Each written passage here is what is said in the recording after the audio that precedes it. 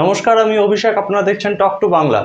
এই মুহূর্তের যে গুরুত্বপূর্ণ খবর নিয়ে আমরা এসেছি তা হচ্ছে অশোকনগরে আজকে প্রধানমন্ত্রীর কর্মসূচি আছে বিভিন্ন জায়গায়, কলকাতায় এবং পশ্চিমবঙ্গের বিভিন্ন জায়গায়। এই মুহূর্তে অশোকনগরে তিনি কিন্তু সভা করছেন এবং জনসংযোগ করার চেষ্টা করছেন ভারতের বিদায়ী প্রধানমন্ত্রী নরেন্দ্র মোদী, এবং তার এই জনসভা কিন্তু অত্যন্ত তাৎপর্যপূর্ণ ভূমিকা পালন করতে পারে শেষ দফা নির্বাচনের আগে। প্রধানমন্ত্রী যখন আজকে মঞ্চে উপস্থিত হয়েছেন, তার দুদিকে দুই প্রার্থী রেখা পাত্র এবং স্বপন মজুমদারকে নিয়ে কিন্তু মঞ্চে উপস্থিত হয়েছেন।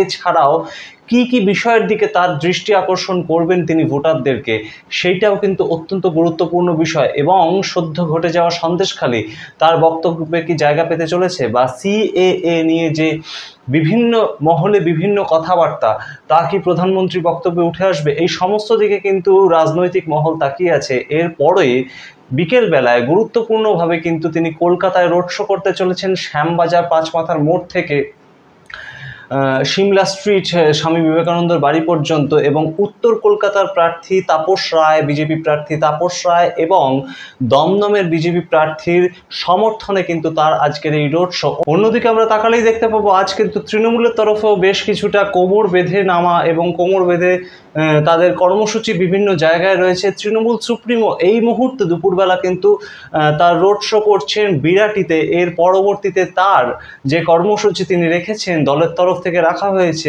আজ দক্ষিণ কলকাতা কেন্দ্রের অত্যন্ত জনপ্রিয় প্রার্থী এবং বিদায়ী সাংসদ দক্ষিণ কলকাতা কেন্দ্রের মালা রায়, তার সমর্থনে, তার ভোটকে কেন্দ্র করে আজ এন্টালি থেকে বালিগঞ্জ পর্যন্ত কিন্তু জনসভা এবং রোড শো করতে চলেছেন তৃণমূল সুপ্রিমো মমতা বন্দ্যোপাধ্যায়।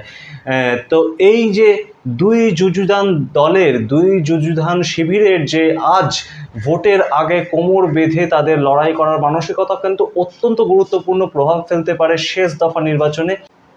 আজকের এই জনসভা এবং এই রোড শো দুই দলের ক্ষেত্রেই কিন্তু অত্যন্ত গুরুত্বপূর্ণ ভূমিকা পালন করতে পারে। দুই দলের কর্মী সমর্থকদের কাছে কিন্তু বাড়তি অক্সিজেন হয়ে দাঁড়াতে পারে, বাড়তি অক্সিজেন হয়ে দেখা দিতে পারে আজকের এই রোড শো, আজকের এই তাদের জনসংযোগ। সুতরাং ভোটের প্রভাব, ভোট বাক্সে কোন দলের কোন প্রভাব পড়বে তা কিন্তু একমাত্র ভোটারদের ছাড়া আর কারোর পক্ষে জানা সম্ভব নয়। সেই উত্তর আমরা পেতে চলেছি 4 জুন। ভোটের রেজাল্ট বেরোলেই সমস্তটা আমাদের কাছে পরিষ্কার হয়ে যাবে, কিন্তু তার আগে কিন্তু আজকের এই জনসভা, এই জনসংযোগ মুখ্যমন্ত্রী মমতা বন্দ্যোপাধ্যায় এবং বিদায়ী প্রধানমন্ত্রী নরেন্দ্র মোদীর তরফে শেষ কামড় বলা যেতে পারে সপ্তম দফা লোকসভা নির্বাচনের আগে।